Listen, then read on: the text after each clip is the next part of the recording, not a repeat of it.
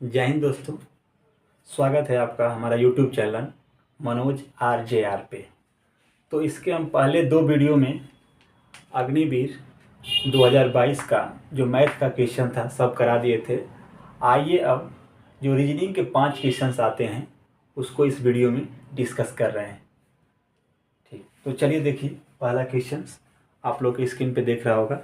तो पहला क्वेश्चन क्या है, देखिए ध्यान से पढ़िए। पहला क्वेश्चन है, एक घड़ी सुबह 7 बजे का समय दिखाती है। ठीक, एक घड़ी सुबह 7 बजे का समय दिखाती है। जब घड़ी 1 बजे दिखाती है तो घंटे की सुई कितने डिग्री घूमेगी। ध्यान दीजिए, कह रहा है कि एक घड़ी, जैसे आप यहाँ घड़ी एक बना लीजिए, एक ये सॉरी देखिए थोड़ा सा, एक ये घड़ी हो गया, देखिए ये घड़ी हो गया। तो यहाँ पे होता है 12, यहाँ पे 1, यहाँ पे 2, यहाँ पे 3 होता है, यहाँ पे 4, यहाँ पे 5, यहाँ पे 6 होता है, यहाँ पे 7 होता है। ठीक, तो अगर 7 बजेगा, 7 बजेगा तो घंटे की सुई यहाँ रहेगी और मिनट वाली जो सुई थोड़ा सा बड़ी होती है यहाँ पे रहेगी। तो घंटे की सुई कहाँ पे रहेगी, यहाँ पे रहेगी।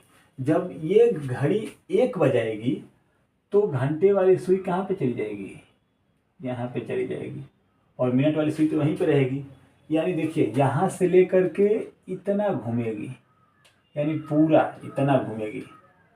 तो आप जानते हैं कि ये पूरे एक अगर पूरा क्षैतिज में हो जाएगा, जितना ये थी इधर सीधे अपने उल्टे में चली जाएगी तो ये कितना होता है, रैखिक पे कोण कितना होता है, 180 अंश। यानी इस पे अगर एक लाइन पे कहीं भी कोण यहाँ पे मापेंगे कि ये कितना है तो कितना होगा, 180 है। चूँकि सुई भी यहाँ पे थी, सीधा अपने उल्टे चली गई है, पीछे चली गई है, तो कितना घूम जाएगी, 180 अंश। ठीक है, तो 180 यानी इसका ऑप्शन नंबर फर्स्ट सही हो गया। ठीक, और नहीं तो अगर आप इस तरह से भी निकालना चाहेंगे तो देख लीजिए, कंसेप्ट से भी देख लीजिए कि अगर उसमें 2 कह देगा कि 2 बज जाता तो सुई कहाँ चली जाती। तो इसके लिए आपको निकालना पड़ता है एक एक चीज़। तो उसके लिए देख लीजिए क्या करते हैं। जो घंटे की सुई देखिए यहाँ से घूमेगी, 1 पे आएगी, 2 पे आएगी, 3 पे आएगी, 4, इस तरह से पूरा घूम के फिर 12 से चली और 12 पे आ जाएगी। तो एक जो वृत्त में कोण कितना होता है, अगर ये मान लीजिए कोई लाइन है और ये पूरा यहाँ से घूमना शुरू की और घूम के यहीं पे आ गई, तो ये एंगल कितना होता है, 360। 360 हो गया। चूँकि इसमें खाने कितने होते हैं, 12, 1 2 3 4 5 6 7 8 वाला 9 10 11 12, टोटल 12 खाने होते हैं। तो इसमें गुणा कर लीजिए, बटे में 12 का भाग दीजिए, तो एक खाने में कितना कोण चल रही है, तो 12 3 36 यानी 30। यानी 12 से 1 पे आएगी तो 30 अंश चलेगी, 2 पे आएगी तो 60 अंश चलेगी। तो यहाँ देखिए जब घंटे की सुई यहाँ पे थी तो कितने खाने चली है, यहाँ 8 वाला खाना होगा, यहाँ पे 9 वाला होगा, यहाँ पे 10, यहाँ पे 11 वाला होगा, ये 12 एक।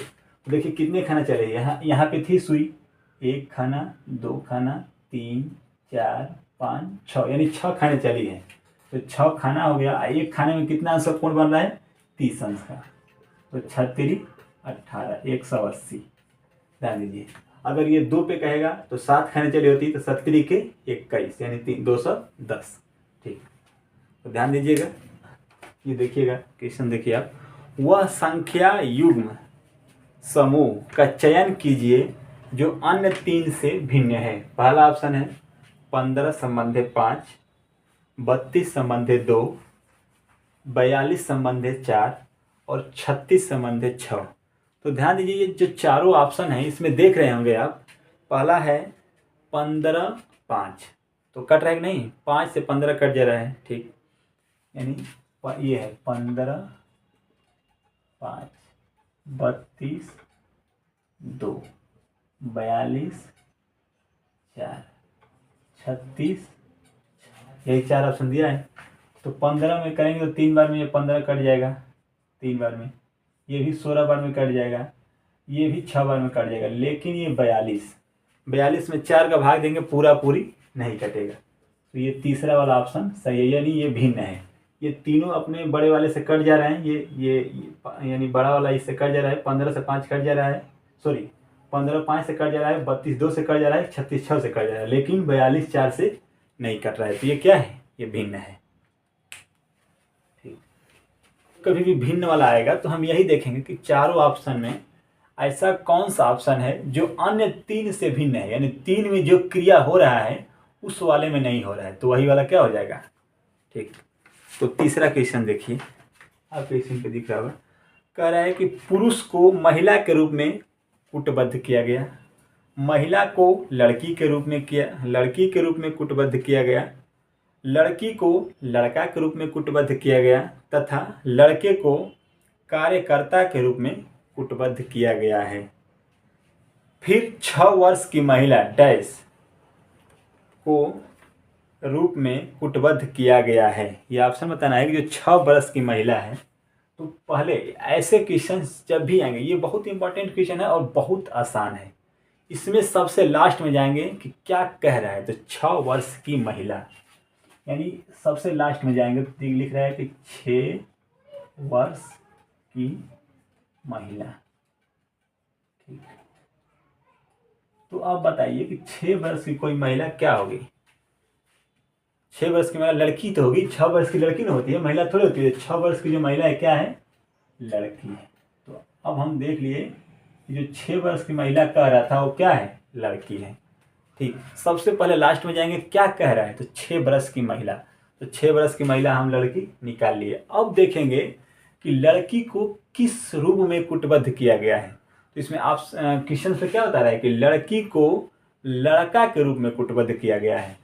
तो चूंकि लड़की है तो इसको किस रूप में कूटबद्ध किया गया है? तो लड़का के रूप में। तो ऑप्शन सही क्या हो जाएगा? लड़का। तो लड़का किस ऑप्शन में है?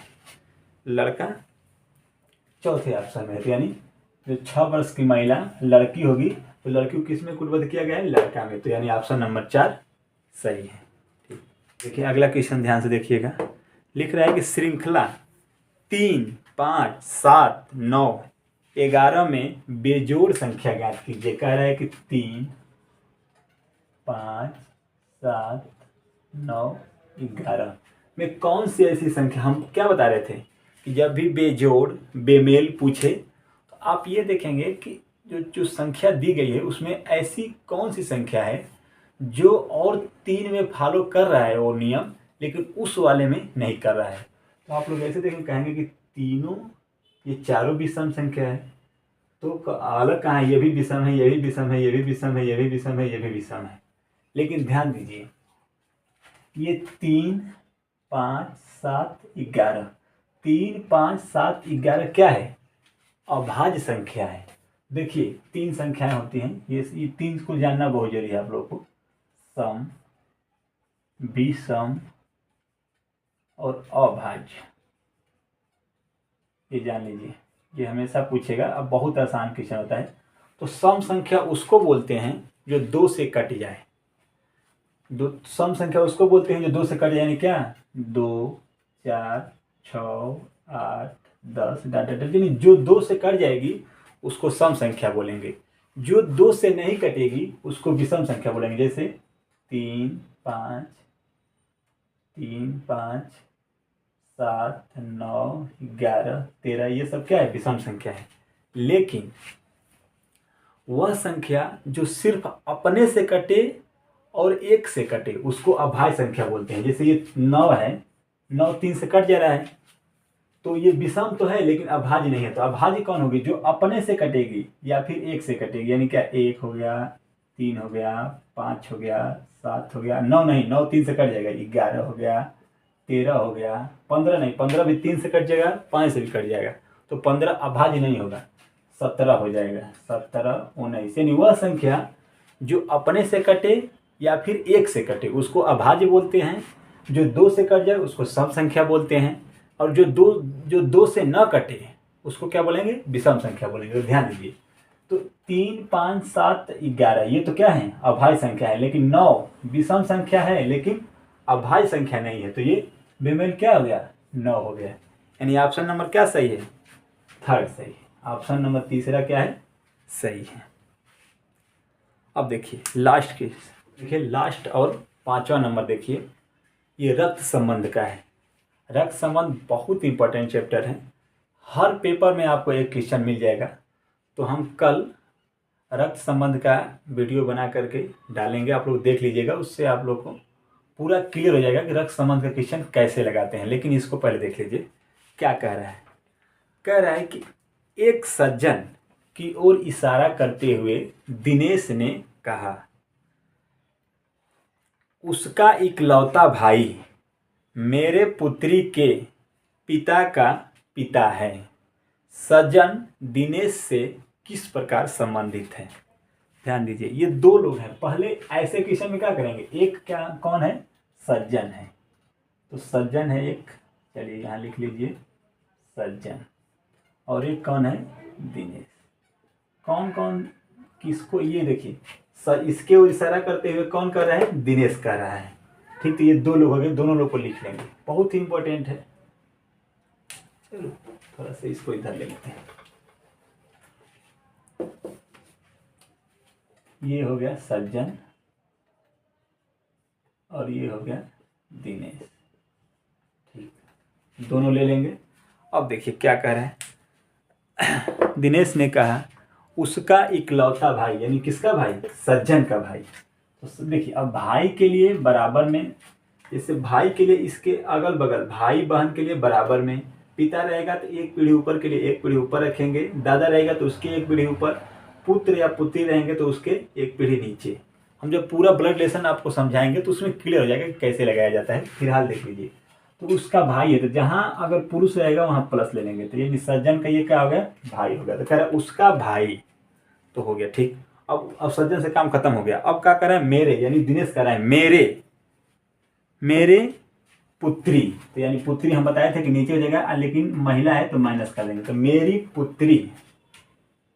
पुत्री के पिता, यानी पुत्री, ये अगर इसकी पुत्री है तो यही जो इसका पिता है, यानी मेरी पुत्री के पिता के पिता, यानी पुत्री के पिता के पिता, यानी ये ठीक के पिता हैं। तो समझ लीजिए, कह रहा है कि इस सज्जन की इशारा करते हुए दिनेश ने कहा है कि उसका भाई, यानी ये वाला जो है मेरे पुत्री के पिता का पिता है, यानी ये और ये दोनों क्या हैं, सेम है। तो इसको उठा करके क्या कर देंगे, यहाँ पे रख देंगे। तो ये जब यहाँ पे आएगा तो पूरा साथ ही में आएगा पूरा। तो ये तो यहाँ पे ये हो ही गया, नीचे लिख देंगे दिनेश और उसके नीचे लिख देंगे माइनस, यानी इसकी पुत्री। तो अब क्वेश्चन में क्या कर रहा है, सज्जन दिनेश से, अब किससे, यानी कह रहा है दिनेश से। पहले आएंगे कि क्या लिख रहा है, तो दिनेश से, तो दिनेश से चलना शुरू करेंगे। जिसके साथ से लगा रहेगा वहां से चलना शुरू करेंगे, जिससे पूछ रहा है, जिसके साथ पूछ रहा है उसके ओर चलेंगे। तो दिनेश से चलेंगे, तो ये दिनेश से क्या है, एक पीढ़ी ऊपर है, यानी पिता है। अब पिता का, ये क्या सज्जन क्या है, पिता का भाई है। तो पिता का भाई है तो यहाँ से चलना शुरू करेंगे, तो ये इसके पिता, अब पिता का भाई इसका क्या लगेगा, चाचा, चाचा चाचा यानी अंकल, इंग्लिश में इसको अंकल बोलते हैं। तो ऑप्शन नंबर क्या सही है, फर्स्ट सही है अपना। ठीक है, इसका ऑप्शन नंबर फर्स्ट सही है, यानी क्या संबंध है, अंकल का। तो उम्मीद करते हैं कि आप लोग को समझ में आया होगा। और कल हम इसमें जो क्वेश्चंस बहुत इंपॉर्टेंट है, एक है ये रक्त संबंध ब्लड रिलेशन का और एक बेजोड़ वाला। ठीक, तो कल हम वीडियो डालेंगे, आप लोग ध्यान से देखिएगा। ठीक, जय हिंद।